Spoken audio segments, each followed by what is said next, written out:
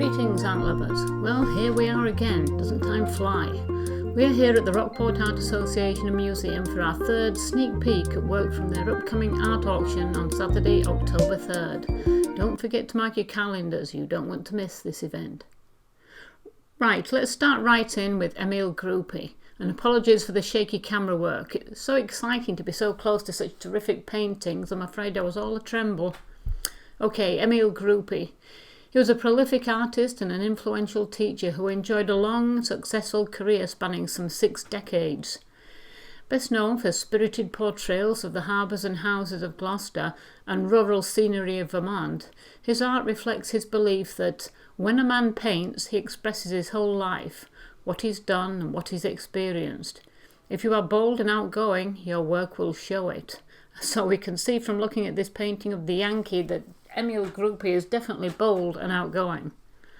He was born in Rochester, New York, and raised in a fishing village that I can't pronounce on the coast of Holland, where his father, artist Charles P. Groupie, was active as a landscape painter and picture dealer. The family, however, returned to America on the eve of World War I. Having learned the rudiments of painting and drawing from his father, young Emil began classes at the Art Students League, studying figure techniques with George Bridgman. His formal training also included landscape methods with John Carlson in Woodstock during the late 1910s. In addition, he studied with Richard Miller in Paris and Charles Hawthorne in Provincetown. "I say I'm an artist in the studio," he once explained, "but a painter when outdoors.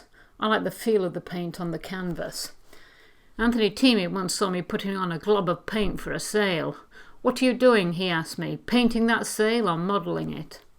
And we can see from this impressive oil painting, the Yankee from 1959, just how Groupie enjoyed the action of painting. "Art," he said, "is all a matter of how you describe a thing."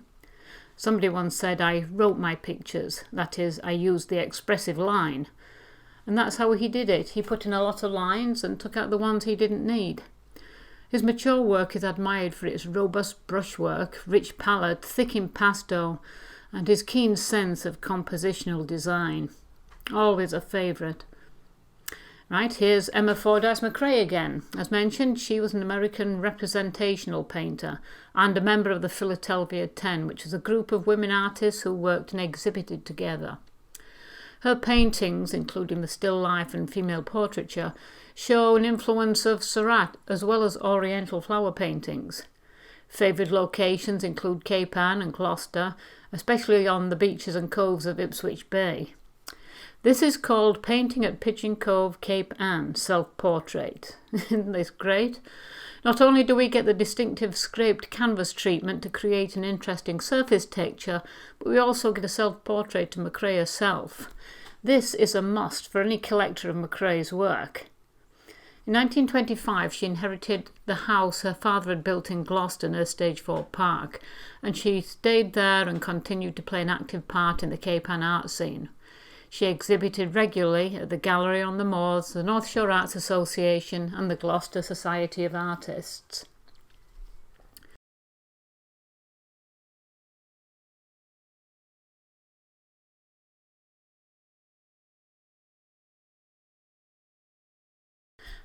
And last for this week, but certainly not least, we have Willie Meierwicz, who was born in Russia in 1887 and immigrated to this country at the age of 21. He studied at the National Academy in 1912 and 1916, where he focused on the art of etching. After completing his studies, Meierwicz, with fellow artists George Bellows and Robert Honrai, helped organise the People's Art Guild. The organisation was intended to introduce art to the common man by providing alternative exhibition spaces, including areas set aside in East Side tenement houses. It was through this that Meierwicz met his wife, Teresa Bernstein. The two were married in 1919 and honeymooned at the Rocky Neck Guest House on the corner of Eastern Point Road and Rocky Neck Avenue in Gloucester. They spent the next 60 years working side by side in New York City and here on Cape Ann. Meierwicz supported unjuried shows because he thought they should be open to all and an equal chance for all. He liked to experiment and didn't see why other artists couldn't show their work which might not pass a traditional jury. Meierwicz's work has a unique feel to it. For this one, Cubist Village with Boats, Meierwicz uses a darker palette than usual, plus an abstraction that is at variance in the rhythmic play of light and colour, creating a completely different mood to this piece, West End Gloucester. Observe the colour and edges in this painting. You can feel and sense the movement of people going about their daily lives, the hustle and bustle of life being lived. There is much more rhythm and musicality to this piece.